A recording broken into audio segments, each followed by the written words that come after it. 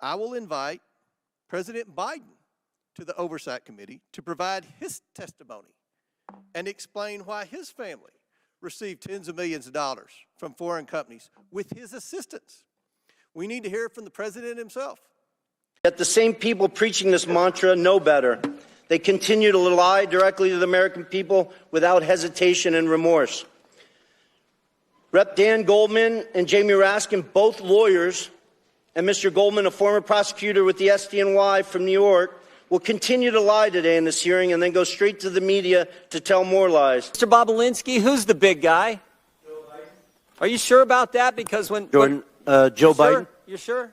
I'm 1,000% sure. Because when Hunter Biden did his deposition under oath, he said, I don't know who it is, even though he was copied on an email that said H will hold 10% for the big guy. You sure it's the big guy is Joe Biden? 1,000%. And there's other text messages that back that up, that the brave whistleblowers, Shapley and Ziegler, have produced, not from my phones, not from my BlackBerry that I took screenshots from. They took them from subpoenas directly from Apple's iCloud that back up the fact that Hunter knew the big guy was Joe Biden. The big guy is the brand. The big guy is the lift. The big guy is the one who showed up at golf outings, who took phone calls and meetings and lunches and dinners with Hunter Biden and his business associates. Is that right? Correct. And I assure the American people that they will be able to evaluate for themselves the president's honesty and fitness for the office he now holds. I don't even know exactly where to start with all this insanity, but to break it down just a little bit, the Republicans invite two very credible, very, very real Biden crime family business associates or business partners, whatever you want to call them. And the Democrats invite the guy who Donald Trump and Rudy Giuliani allegedly sent to Ukraine all those years ago to get to the bottom of why a sitting vice president's drug-addicted son was serving as an Eastern European energy expert, while at the same time he was knocking out the certifications required to also become a Chinese Communist Party financier, which I think is still there's a lot of fair questions there, right? And he didn't get all the certifications, by the way. He didn't get the FARA stuff handled, never registered there. But anyway, even after watching this thing, I'm not entirely sure why Lev Parnas was even there. But the interesting thing about him and about the Democrats, really, is that Lev Parnas is a convicted federal felon.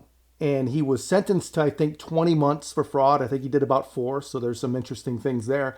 But still, they lift him up as credible. And I'm not saying that he isn't credible. I don't think anyone's history really matters. They either have the goods or they don't have the goods. They're either lying or they're telling the truth. And honestly, who better to tell you what they know about a politician's crimes than alleged crimes, than a guy who allegedly did crimes with them, right? So I'm not saying that he is not credible. What I am saying is I don't understand, man, how Democrat politicians and all of the poor tribalist propaganda victims that depend on them can tell us that he is credible, but Israeli Gal Luft and Alexander Smirnov, the famous FBI informant, and both very, very famous Biden whistleblowers, are somehow less credible because they've been charged with crimes. The guy who's convicted, saying something we like, is credible, but the two accused who say things we don't like are questionable criminals without any real credibility. It doesn't honestly make any sense, but the left continue to get away with it, man, because the people that just parrot and repeat their stuff, they're not very smart anymore, right? Because the people that support them, honestly, they're idiots who repeat anything they hear and they do exactly as they're told. And logic is not necessary. We talk about lib logic, this and that, but it's no logic. Logic is not necessary when you're just doing as you're told. And I totally get that. I understand that. But what I don't get is why he was even there in the first place, right? I think he was there because the Democrats really didn't have the stones to actually face the two witnesses that said that they have zero doubt that Joe Biden, the sitting U.S. president, is indeed the big guy. And more recently, James and Hunter Biden lied under oath about their crimes, about their alleged crimes. And we'll get into all this, guys, but make sure to stay to the end because stay at least till we get to AOC's portion. It might be the most embarrassing thing that she's ever put herself through. But let's get into it. I sit here today under oath for one reason and one reason only. The American people deserve to hear the truth. Though the truth involving the deep corruption of the Biden family, including the malfeasance of the sitting president of the United States, might be raw and unpleasant, The American people must hear it. You also have before you the truth, confirmed by multiple Biden family business partners over many years and backed up by mountains of irrefutable evidence, including text messages, emails, documents, recordings. I am the only Biden family business partner with an impeccable military record. I'm grateful that this country has given me the freedom to be successful. I worked hard to become independently wealthy. I've taken several businesses public, sold multiple businesses to some of the world's best private equity firms. In fact, my business success is why they sought me out. However, what they have done is repugnant to me. I am here today because I'm a patriot and I'm a truth teller. We keep hearing from certain corners that our democracy is at risk and democracy is on the ballot in 24. Yet the same people preaching this mantra know better.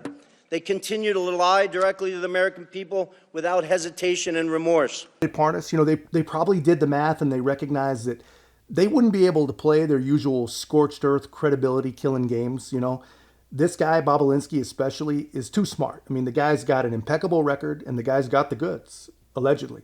And he can play their game just as well as they can. I mean, just ask Raskin and Goldman. And he's right, man. Dan Goldman is a complete and total POS. Come on, Connecticut. You got to do better than Dan Goldman. But he's right about a lot of things. The American people deserve to hear the truth. And we are being lied to without hesitation and without remorse. He is absolutely, completely spot on there. So here's, I think, where Bobulinski fits, right? His claim is that President Joe Biden was involved and that they had met multiple times. He called it a criminal conspiracy that violated federal law, FARA laws at a very, very bare minimum. And allegedly, everything he testifies to is corroborated by electronic communications data and financial records. Now, to the money flow, because this is where the rubber meets the road. On August 3rd, they actually stipulate through WhatsApp text messages the exact stipulations of the deal. On August 4th, $100,000 is wired into Owasco PC from CEFC Infrastructure. Mr. Chairman, I want to submit for the record a portion of the bank statement for the time period August 3rd of 2017 to August 31, 2017, stipulating $100,000 going from CEFC into the bank account of Hunter Biden through Owasco PC. Without objection, so ordered. On August 8th, 4 days later, $5 million is then transferred from the Northern International Capital account of $5 million to Hudson West III. Hudson West III is a bank account controlled by Hunter Biden and Mr. Gong Wang, a.k.a. Kevin Dong, who was a CEFC associate. That money comes from the Northern International Capital bank account that is tied to the CCP. Mr. Chairman, I want to submit for the record the bank statement demonstrating that transfer. Without objection, so ordered. Okay, moving on.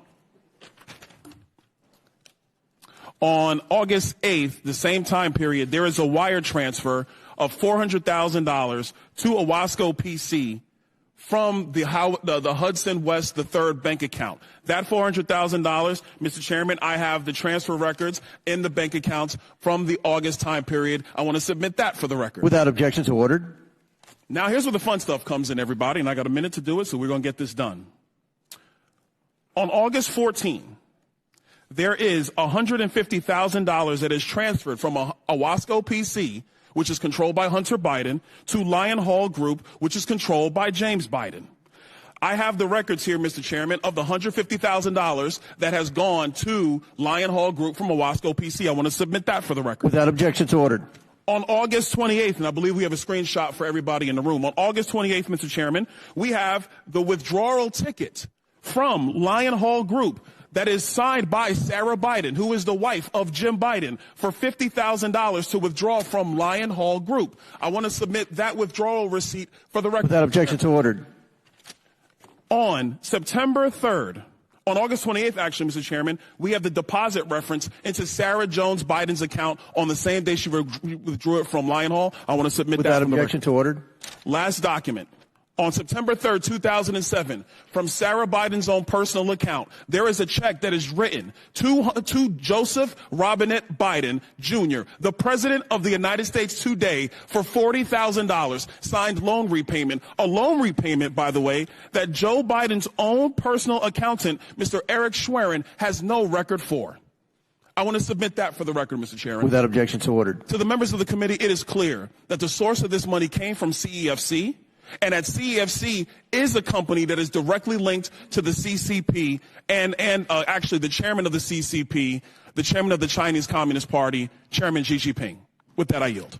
If that is not damning stuff, then I don't know what is, man. I honestly cannot believe that anyone who's actually paying attention can stomach any of this stuff, man. I cannot bring myself to understand it. And it's starting to look, to me, it looks a lot like there's two kinds of Democrat voters in this country right now today.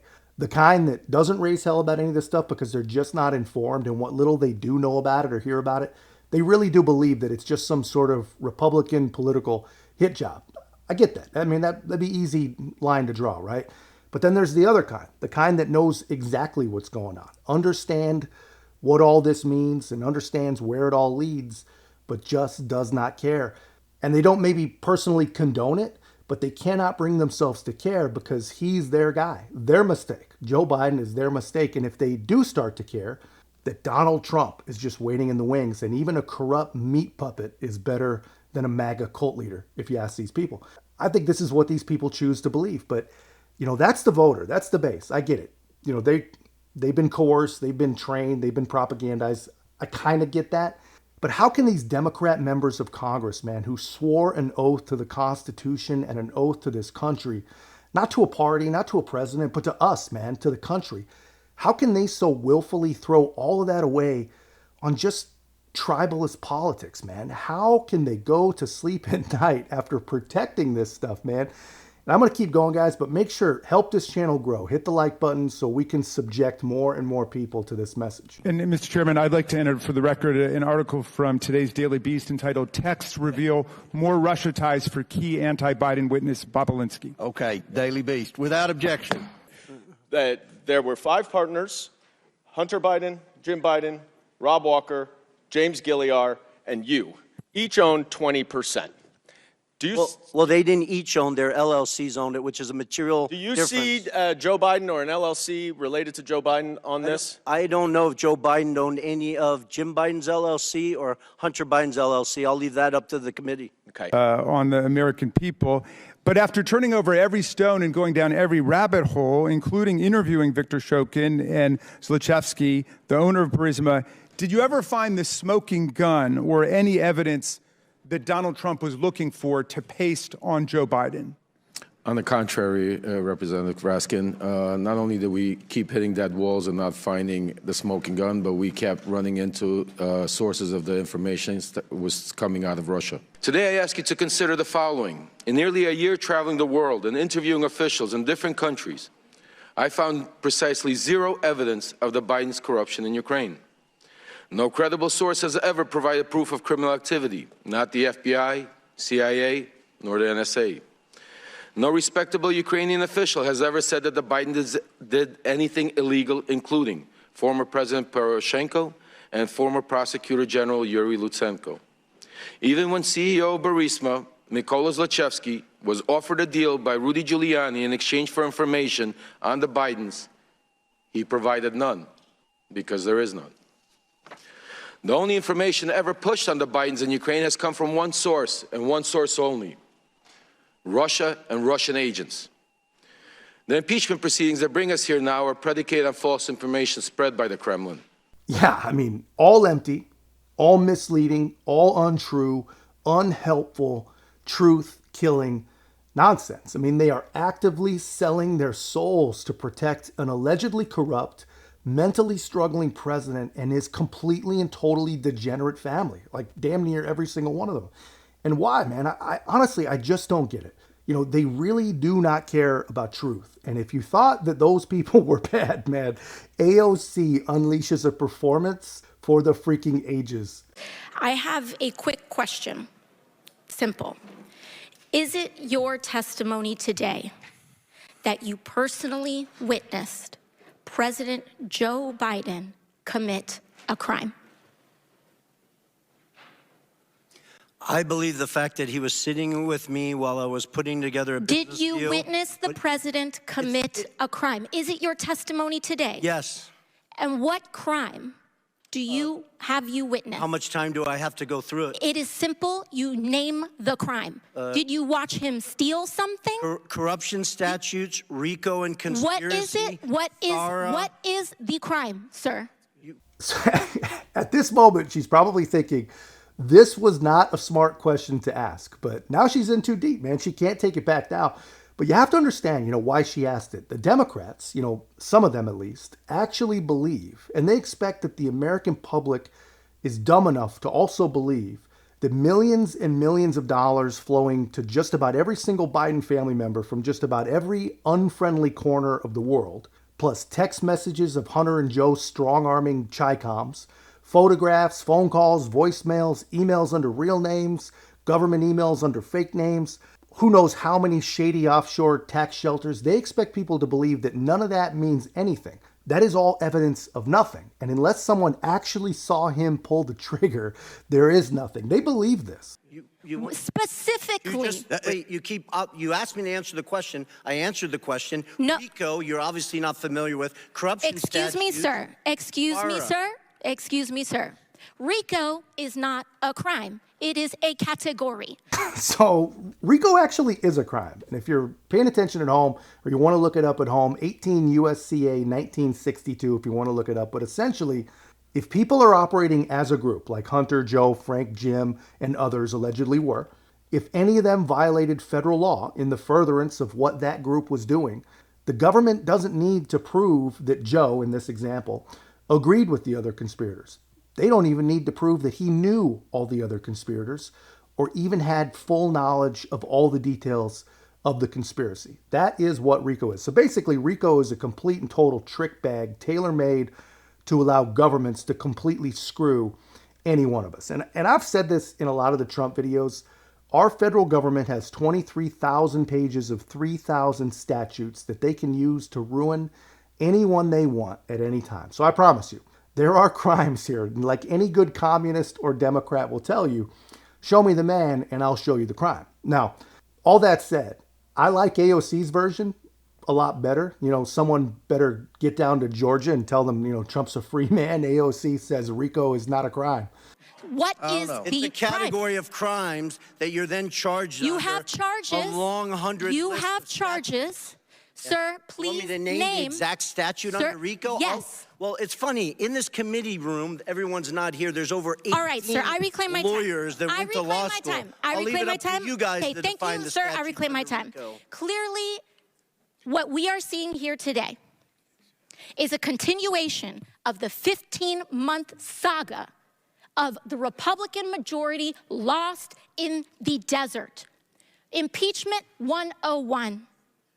The majority party, or whomever is raising impeachment, must accuse the president of a high crime, a specific high crime or misdemeanor. I would like to submit to the record HRES 918, the House resolution to open this impeachment inquiry. Quick reminder, I don't want anyone to get lost in the weeds with our friend AOC. This is not a hearing on impeachment. This is an inquiry to see if those high crimes and misdemeanors even possibly exist. She's essentially trying to stop Congress from following any evidence at all that they believe is likely to lead to exactly what she's saying is required. Now, obviously, she knows this. She absolutely knows this, but she's taking advantage of people that don't know any better, and she's just playing games, And I gotta say, for a dim bartender that everyone wants to date, she's got some pretty commendable game. But here, you gotta see, here comes her Oscar-worthy performance. Without objection to order. This resolution does not outline a high crime or misdemeanor. It's not here. Now, when we compare the chairman's opening from his previous opening, he's talking about Ukraine and Burisma and all of this. This entire inquiry is based on a blockbuster piece of information that was in a classified SCIF room. And inside that room was a document alleging President Biden directly of a $10 million bribery scheme, a $10 million bribery scheme, extremely serious. What happened? What happened a month ago, Mr. Chairman? That document, the FBI arrested the person who offered those allegations for falsifying his testimony to the FBI. This entire impeachment inquiry is based on an actual, provable individual who has lied. Now, responsible leadership would withdraw an inquiry based on that. Withdraw it. Hold on. Her witness, Lev Parnas, is now the picture of honor and integrity. And he's actually been convicted of his crimes. But the fact that the FBI arrested a guy who hasn't been tried or convicted for being the source in a document that they didn't even want to acknowledge existed isn't exactly the proof that AOC claims that it is. I mean, the FBI, they haven't alleged that his information was wrong. They have only alleged that he wasn't in the place that he says he was when he says he gathered the information. But the problem that the government's going to have is that another federal prosecutor testified under oath to Congress that he independently verified that Smirnov was in fact exactly where he said he was. So months before the FBI played their hand, the same hand that AOC seems to think is some sort of proof. Actually, she's not dense enough to think any of this is proof. She expects you to believe that it's proof. But just a reminder where she's at. The convicted is a truthful and brave witness. The accused is not. This, ladies and gentlemen, are the last guards and hope for democracy, the American Democrat. Instead, what we are seeing is that this committee was warned about the falsehoods of these allegations long before that, warned by Trump's Secretary of State Mike Pompeo, and yet they proceeded anyway. The chairman proceeded anyway. This committee was warned by Rudy Giuliani associate right here, Lev Parnas, after that document about the falsehoods of this. Then held hearings where your own expert witnesses said that there was no grounds for impeachment, and you proceeded anyway. And finally, as if none of this was enough, the FBI arrested the individual who was the source of the entire, to quote the chairman, heart of the matter, to launch this impeachment inquiry, and proceeded anyway. At this point, the story is not the fact that the basis of this impeachment inquiry is wrong. The story is why it's proceeding anyway. Why is this committee proceeding based on false charges? And by the way, no charges.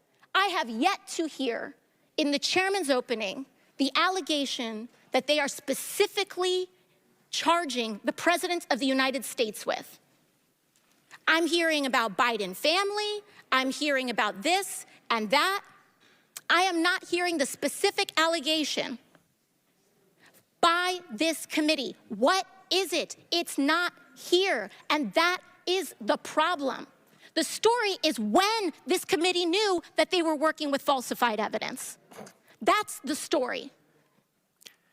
And with that, I yield back. I'm going to admit to you, you guys probably already know, I'm biased. I do not believe or really respect, as much as I don't like saying that, I don't believe or respect a word that AOC has to say on just about any topic. But let me know, guys, was anything accomplished there? Did she win any hearts and minds? Did she even make any sense? Because I don't think so, man. She pretends as if the entire impeachment inquiry, the entire narrative of Biden corruption hinges on one document that Congress had to literally beg the FBI to even see, and that it should all be withdrawn and ended now that that same FBI has accused just one guy, right? She says you can't possibly impeach based on the word of one man. And she doesn't mean that. Either that or she doesn't really remember Colonel Alexander Vindman, because that truly was just one man. There was no web of shady tax shelters. There was no millions of dollars. There was no FARA violating family members with text messages and emails and group calls and dinners and shady Chinese, Russians, Ukrainians, and just a mixture of all the different stands. Amazing. It's just freaking amazing. This is how you know these are not serious people, man. They are willing to spend every bit of political capital they have and play every stinking trick up their sleeves in order to hide and protect what is very likely the most corrupt public official in all of American history.